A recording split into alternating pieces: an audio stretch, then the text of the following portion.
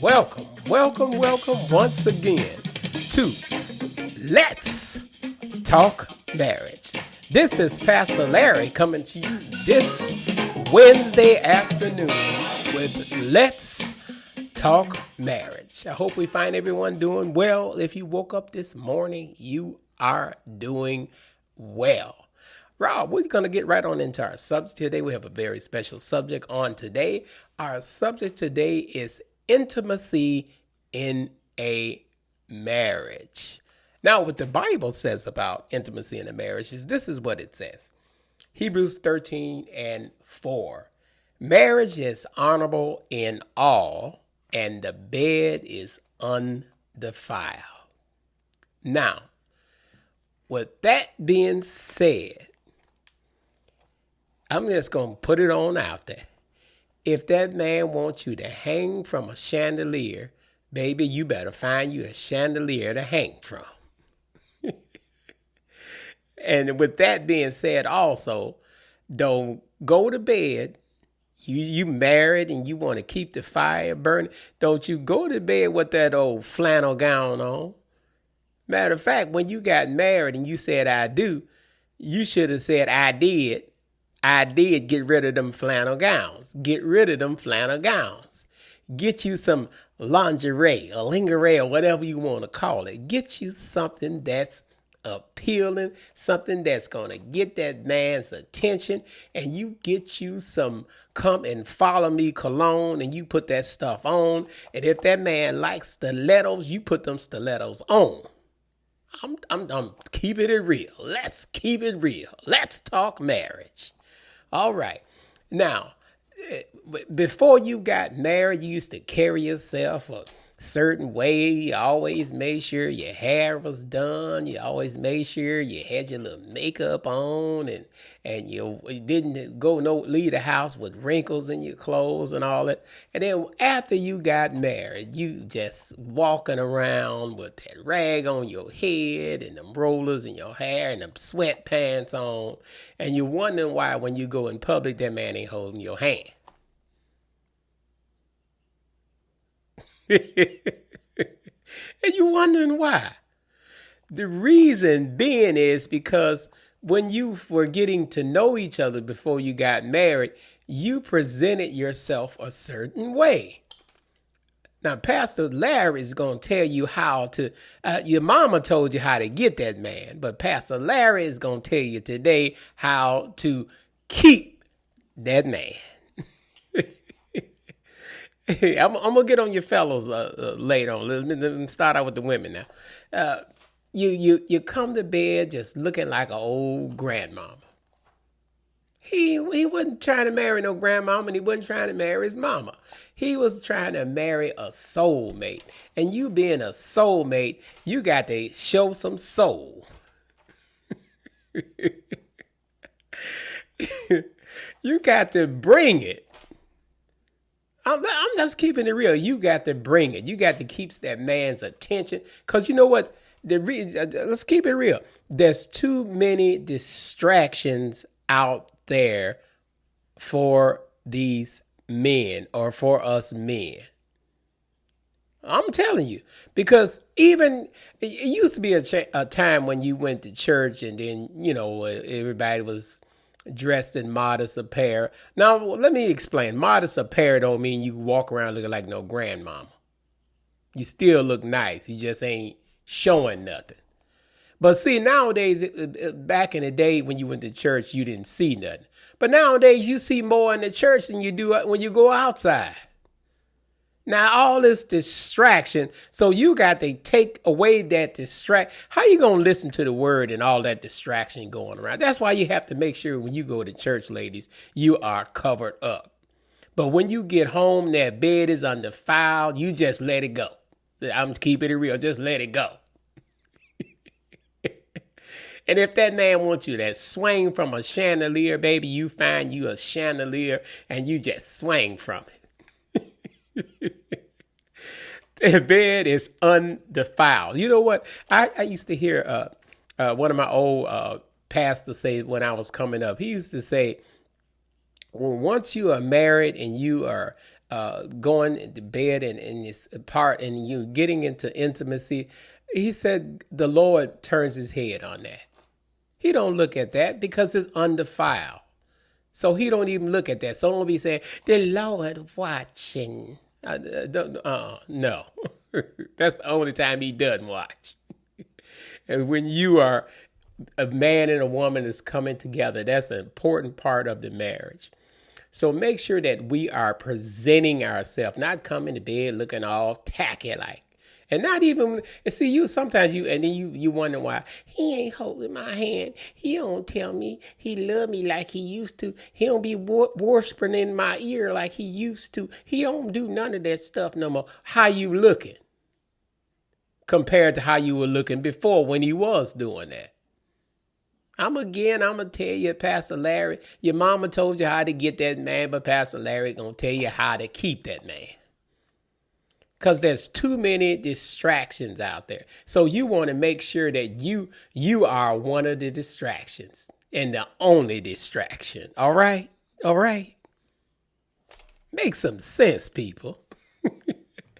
And you want to make sure that you are presenting yourself and carrying yourself a certain way. Whenever you go out, even if you're not going out with him, he's not going with, make sure you're presenting yourself. Make sure you're looking presentable. Don't go out looking any kind of way.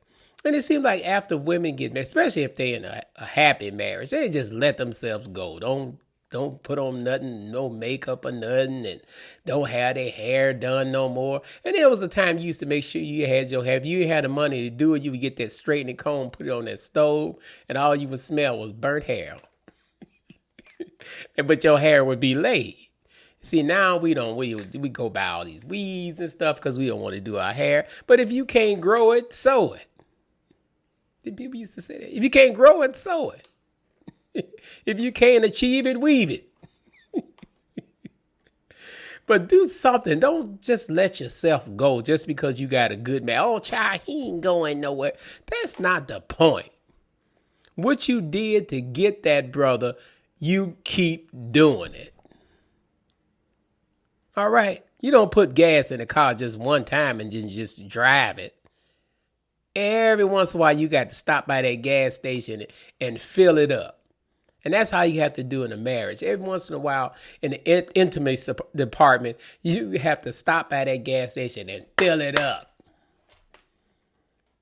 And then we just let ourselves go and wonder why he's not holding hands with you in public and not opening doors for you. If you go out and present yourself and just even if you're just going to the mall, fix yourself up and just look real pretty. So he can say, where you going? I'm going with you. And watch how he reacts.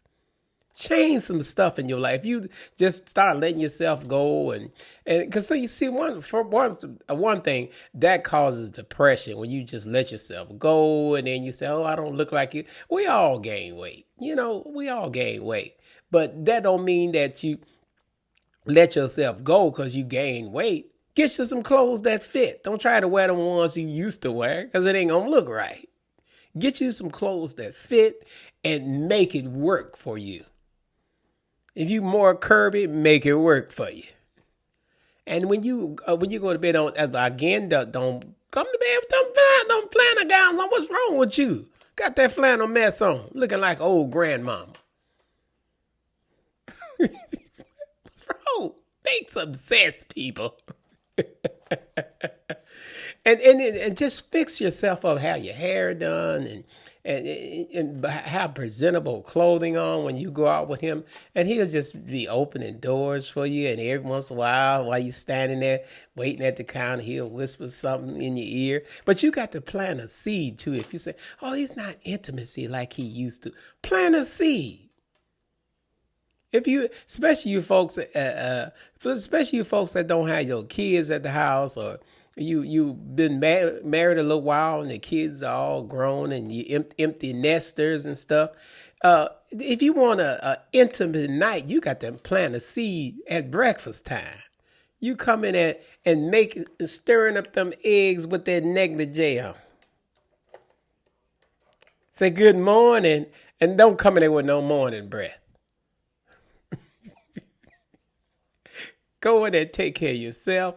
Put on that negligee. And if you have to put on some stilettos while you fixing that breakfast, they come in and say, just put something on his mind. He might be on his way out the door to work or something. You might be off that day. Put something on his mind. So when he get to work, he's like, good, you done put something on my mind. I can't wait to get home. And then he might bring something nice back, some flowers or something. You got to learn how to plant a seed in these marriages. Don't just let it go. And then you go to the mall or something. Y'all go out somewhere and some young lady walk by. Oh, look at that mess she got on. If you had on what you had, you wouldn't even have to say that because you wouldn't even be noticing that. And most of the time, the brothers don't even be noticing that. But you got to make sure that you take care of yourself. Stop letting yourself go like that, looking like you depressed. And you're supposed to be a child of God or a child of the King. And you walking around looking like you're a child of a homeless person. Oh, sloppy sweatpants on. If you're going to wear some sweatpants, get some of those nice ones, the new ones. That got somebody's name on it, like Adidas or somebody. Get you something nice to wear. And make it, whatever you put on, fix it up. Don't walk around. And ladies, please, I'm going to say this. Please stop with the ponytail. It ain't no ponytail if it's not hanging. That's not a ponytail. You just done pulled your hair back. Oh, I'm going to wear a ponytail. Do you know what a ponytail is? A ponytail hangs down. If you ain't got nothing to hang down, put a piece back there so it'll be a real ponytail. Don't just pull your hair back and say, oh, that's a ponytail. No. Do something to yourself. Fix yourself up as children of God. Don't be walking around looking like you a crackhead or something or homeless or something. Fix yourself up. And there's so many times you see people that are supposed to be church folks, and you see them out and they just looking just as tacky, because you know what? When you fix yourself up, you have a better esteem about yourself. You have a better feeling. You feel different. You feel better. You feel pretty. And don't use the excuse, oh, I gained weight. Like I said, make it work. Make it work. There's things you can use that make it work. Now, fellas. Oh, she don't look like she used to. Of course she don't look like she used to. It's been years. You don't look like you used to either. You done got gray. You don't have no hair. You done got gray. You don't have no hair. But you walking around musty. You done came off a job sweaty, musty. Take a shower. And you want the woman to be intimacy, but you ain't took no shower. Go in there and take a shower, brother. What you doing? Take you a shower, put on you some smell good, and come to bed. And if you got a high voice, just change your voice. Just change. Hey, baby, how you doing? It's me. Call her sometime during the middle of the day when she at work or you at work. Call her in the middle of the day. And she'll say, who is this? It's just that. Use that deep voice. Hey, baby, it's me. How you doing? I've been thinking about you. Yeah. You know what? Just keep it real, and stop walking around looking like that, brothers. Take care of yourself. Put on a suit every now and then. Women love to see men in a suit. There's nothing wrong with a suit. Gym shoes and Nikes and stuff, that's all right. If you just walking around and that's all right. But every once in a while, surprise that woman with a suit on. If you ain't got but one suit or two suits, one for bingo, one for bingo.